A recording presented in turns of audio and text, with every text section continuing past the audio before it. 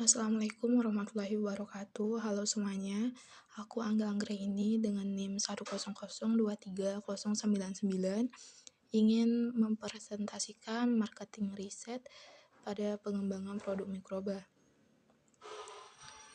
Indonesia sendiri adalah negara produsen minyak sawit terbesar di dunia pada tahun 2022. Menurut Departemen Pertanian Amerika Serikat atau USDA, 58,9% dari total produksi minyak sawit di dunia berasal dari Indonesia.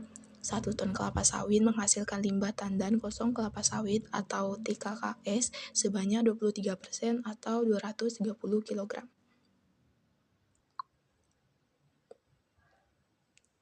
Nah, menurut Eksekutif Konsultansi, pasar asam laktat akan terus naik. Pada 2029, ukuran pasar 2,5 miliar US dollar dengan kenaikan 9,6% yang didominasi oleh wilayah Asia Pasifik. Nah, bahan baku dari asam laktat ini yaitu dari tebu, jagung, ekstra ragi, dan lain-lainnya.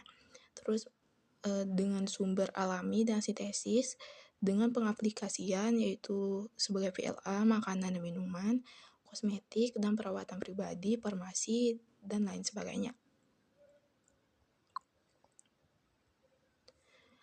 Tandan kosong kelapa sawit biasanya di Indonesia sendiri itu limbahnya dikumpulkan di area sekitar pabrik yang mana biasanya dibakar atau ditebarkan ke area perkebunan sebagai pupuk. Nah, melihat ini jadi kita Indonesia masih belum bisa memanfaatkan tandan kosong kelapa sawit, sedangkan tandan kosong kelapa sawit memiliki banyak manfaat. Salah satunya yang pertama, melihat kandungan selulosa dan hemiselulosa yang cukup tinggi, maka TKKS mempunyai potensi yang besar sebagai sumber glukosa, di mana glukosa dapat dikonversikan menjadi asam laktat dan asam laktat dipolimerisasi menjadi polilaktok asid. Yang kedua, limbah pertanian dengan kadar selulosa yang tinggi, yaitu tandan kosong kelapa sawit yang berpotensi untuk dikonversi menjadi berbagai macam produk. Sebagai contoh, salah satu bahan baku tekstil didapatkan dari selulosa terbaik yang ada pada saat ini yaitu kapas. Dan dominasi pemenuhan kapas di Indonesia adalah impor, maka diperlukan inovasi dalam dunia fashion. Nah, dengan adanya tandan kosong kelapa sawit akan membantu atau sebagai inovasi dalam dunia fashion.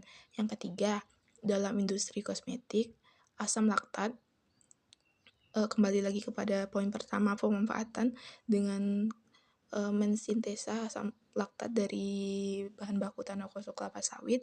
Nah, asam laktat sendiri itu digunakan dalam pembuatan produk kebersihan dan estetika karena efeknya yang melembabkan, antimikroba, dan meremajakan kulit. Dan masih banyak lagi manfaat dari asam laktat. Tandan kosong kelapa sawit dengan mensintesa asam laktat yang berbahan baku TKKS ini menggunakan dua bakteri, yaitu Trichoderma raceae dan Lactobacillus acidophilus. Nah, Trichoderma raceae berperan dalam mengubah selulosa menjadi glukosa. Sedangkan untuk Lactobacillus delbrueckii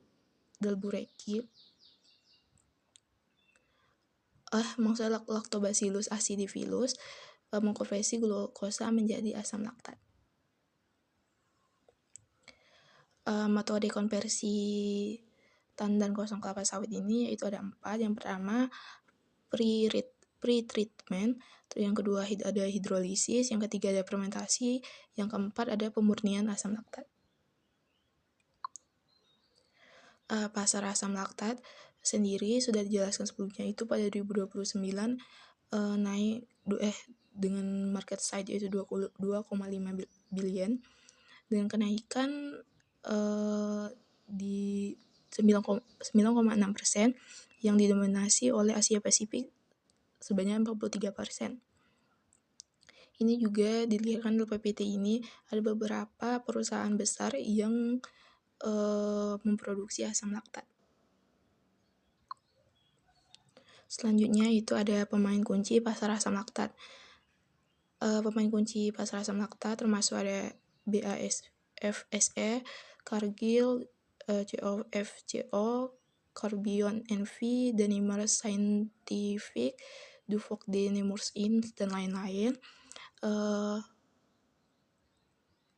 Ini ada latest news, yaitu 1 Maret 2023 untuk mengembangkan dan mempercepat komersialisasi skala luas dari teknologi lemah inovatif Cubic Foods, Cargill, dan perusahaan teknologi makanan muda Cubic Foods menandatangani perjanjian pengembangan produk dan pemasaran komersial. Terus pada 28 Desember 2021, untuk mendukung rantai pasokan kedelai yang lebih teracak dan berkelanjutan di Matopiba, yang wilayah yang terletak di dalam hotspot keanekaragaman hayati Brazil, yang bekerja sama dengan International Financial Corporation atau anggota Good Growth Kemitraan. Analisis regional pasar asam laktat yang terdiri dari 5, itu ada Amerika Utara, Asia Pasifik, Eropa, Amerika Selatan, dan Timur Tengah, dan Afrika, yang mana pada Asia Pasifik meliputi Tiongkok, Jepang, Korea Selatan, India, Australia, dan Asia Pasifik lainnya, tetapi Indonesia tidak ada. Nah, di mana Indonesia ternyata kebutuhan asam laktat di Indonesia masih dipenuhi dari luar negeri. Atau dengan kata lain, kita masih impor. Berdasarkan data impor asam laktat yang diperoleh dari Badan Pusat Statistik menunjukkan bahwa permintaan pasar Indonesia pada tahun 2017 sampai 2021 mengalami peningkatan, yaitu rata-rata 4,4% per tahunnya.